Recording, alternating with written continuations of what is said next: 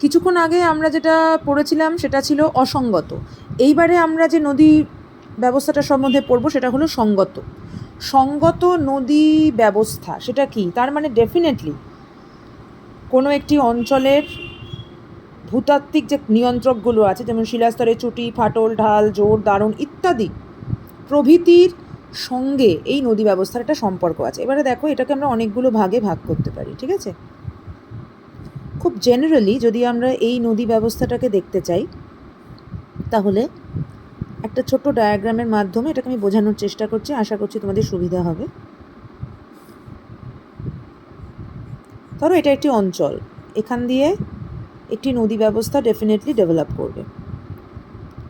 এটা উচ্চভূমি, তার মানে প্রধান নদী, ধরো প্রাথমিকভাবে বৃষ্টিপাত হোক, তুষারপাত হোক, যে কোনো কারণেই হোক, প্রধান নদী যেটা উৎপত্তি হচ্ছে এবং ঢাল বরাবর অনুসরণ করে নিচের দিকে নেমে আসছে, সেটাকেই আমরা বলবো মাস্টার কনসিকুয়েন্ট স্ট্রিম বা অনুগামী নদী।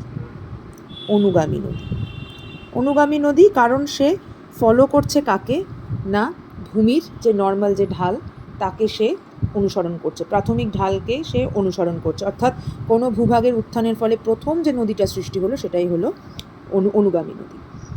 অনুগামী নদীর উৎপত্তির ঠিক পরেই যে নদী সৃষ্টি হয় তাকে আমরা কি বলবো? পরবর্তী নদী বা সাবসিকুয়েন্ট স্ট্রিম। পরবর্তী নদী সৃষ্টি হয় মূলত অন্যান্য যে স্থানীয় ঢালের কারণে যে সমস্ত নদী এসে অনুগামী নদীর সঙ্গে যুক্ত হয়। তাহলে সেই নদীগুলোকে, ধরো এ যদি অনুগামী নদী হয়, তাহলে বিগুলো তাহলে কি? পরবর্তী নদী।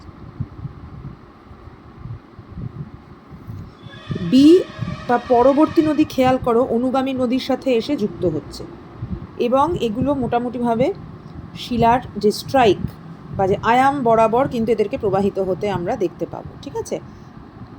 আচ্ছা, পরবর্তী নদীগুলোই হলো বেসিক্যালি এই যে অনুগামী নদীর প্রধান উপনদী। ক্লিয়ার হয়েছে এই অবধি? 3 নম্বর যে নদী সেটা হচ্ছে অবসিকুয়েন্ট রিভার বা বিপরা নদী।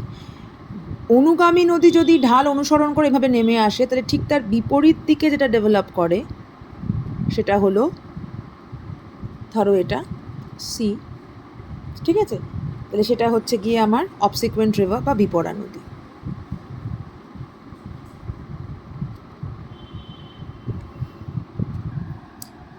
মনে হতেই পারে হঠাৎ করে কেন অনুগামী নদীর বিপরীত দিকে এটা হলো। খুব স্বাভাবিকভাবে কোনো স্থানীয় ঢাল ডেফিনেটলি ছিল, যে কারণের জন্যই কিন্তু এই স্থানীয় ঢালকে অনুসরণ করে এটা অনুগামী নদীর বিপরীত দিকে প্রবাহিত হয়েছে। এবং বেশিরভাগ ক্ষেত্রে যেটা দেখা যায় সেটা হচ্ছে এরা এসে এই পরবর্তী নদীগুলোর সাথে যুক্ত হয়ে যায়, ঠিক আছে? এটা হলো সি। লাস্ট একটা টাইপ যেটা আমরা পড়ব সেটাকে আমরা বলবো রেসিকুয়েন্ট রিভার। রেসিকুয়েন্ট অথবা বাংলায় যেটাকে আমরা বলবো পুনর্ভবা নদী। এবার এইটা একটা মজা হচ্ছে যে পুনর্ভবা নদীগুলো সেগুলো কিন্তু অনুগামী নদীর যে ডাইরেকশন, সেই ডাইরেকশনেই কিন্তু তারা প্রবাহিত হয়, কিন্তু এদের প্রবাহিত হওয়ার কারণটা কিন্তু অনুগামী নদীর কারণের সঙ্গে মেলে না। এরা প্রাথমিকভাবে যেটা ফ্লো করছে বা প্রবাহিত হচ্ছে, এরা মেনলি প্রবাহিত হয় হচ্ছে ভূমিরূপের যখন বৈপরীত্য সৃষ্টি হয় স্থানীয়ভাবে, তখন কিন্তু দেখা যায় যে এই সমস্ত নদীগুলো কিন্তু প্রবাহিত হচ্ছে। ভূমিরূপের বৈপরীত্য সম্বন্ধে তোমাদের ধারণা নেই, কিন্তু যাই হোক মোটামুটিভাবে তোমরা এই নদীগুলো সম্বন্ধে একটা আইডিয়া পেলে।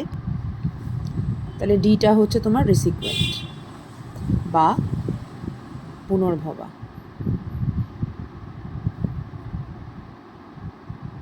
দেখে নাও এগুলো।